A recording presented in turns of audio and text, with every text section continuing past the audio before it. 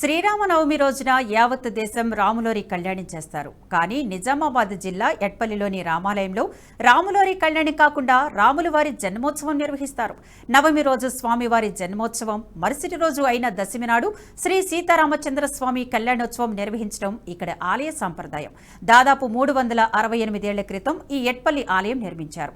నాటి నుంచి నేటి వరకు ఇక్కడి మఠం నిర్వాహకుల ఆధ్వర్యంలో ఈ ఆలయ నిర్వహణ కొనసాగుతుంది. ఇక్కడ ప్రతిరోజు స్వామివారికి కాడహారతి, అభిషేకం, మహాన్యసక పూర్వ రుద్రాభిషేకం వంటి కార్యక్రమాలు నిర్వహిస్తారు.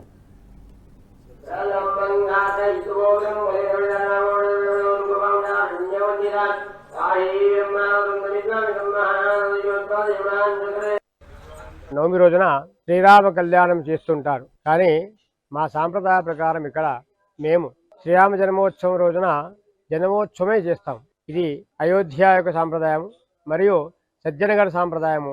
ఈ రెండు కలిపి కూడాను మేము ఇక్కడ జన్మోత్సవం అయిన తర్వాత తెల్లవారి మరుసటి రోజు దశమి రోజున సీతారామ కళ్యాణం జరిపిస్తుంటాము. ఆ రోజు అందరూ గ్రామ ప్రజలంతా వస్తుంటారు. ఇక్కడ మహాప్రసాదం కూడా జరుగుతూ ఉంటుంది. మరియు రాత్రి ఊరేగింపు కార్యక్రమం కూడా ఉంటుంది దశమి రోజున.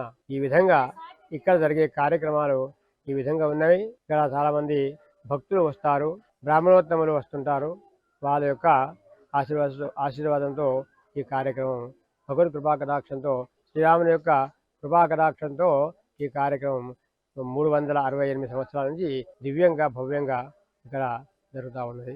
జయ శ్రీరామ్. ఇది ఎడపల్లి శ్రీరామ్ మఠం. ఇది నిజామాబాద్ జిల్లా బోధనకు సమీపంలో ఉన్నటువంటి ఎడపల్లి సనాతన శ్రీరామ్ మఠం. ఇది పరంపరగా 368 సంవత్సరాల నుంచి నడుస్తూ ఉంది. ఇక్కడ ప్రత్యేకత, ఈ మఠంది ప్రత్యేకత ఏంటంటే శ్రీరామనవమి నవరాత్రి ఉత్సవాలు ఉగాది నుండి ప్రారంభమవుతాయి. శ్రీరామనవమి నాడు ఇక్కడ శ్రీరామ జన్మోత్సవం జరుగుతుంది.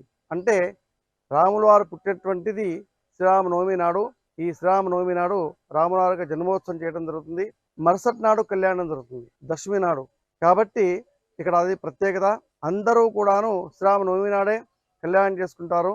కానీ ఇక్కడ మన ఎడపల్లిలో ఈ శ్రీరామ మఠంలో దశమి నాడు స్వామివారికి కళ్యాణం జరుగుతుంది. ఇంకో ప్రత్యేకత ఏంటంటే ఎవరికైతే సంతానం లేదో వారు శ్రీరామనవమి నాడు రాముల వారికి జన్మోత్సవం అయిన తర్వాత వారిని ఉయ్యాల్లో పడుకోబెట్టడం జరుగుతుంది. ఆ ఉయ్యాల్లో పడుకోబెట్టిన బాలరాముడికి ఎవరైతే ఒళ్ళో వేసుకుంటారో వాళ్ళకి సంతానం కలుగుతుందని చెప్పేసి ఎంతోమందికి అనుభవంలో వచ్చింది. ఇది గత కొన్ని సంవత్సరాల నుంచి ఇలా జరుగుతూ ఉంటుంది.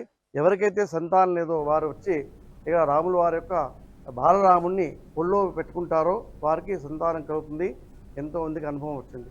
నవమి రోజు ఈ వీడియో మీకు నచ్చినట్టయితే లైక్ చేయండి, 10 మందికి షేర్ చేయండి. అలాగే కామెంట్ల రూపంలో మీ అభిప్రాయాలను మాతో పంచుకోండి. Nationalist hub group of channels ను సబ్స్క్రైబ్ చేసుకుని తెలుగునాట జాతీయవాద జర్నలిజాన్ని ప్రోత్సహించండి. ఈ వీడియో కింద ఉన్న బెల్ ఐకాన్ పై క్లిక్ చేయడం మర్చిపోవద్దు.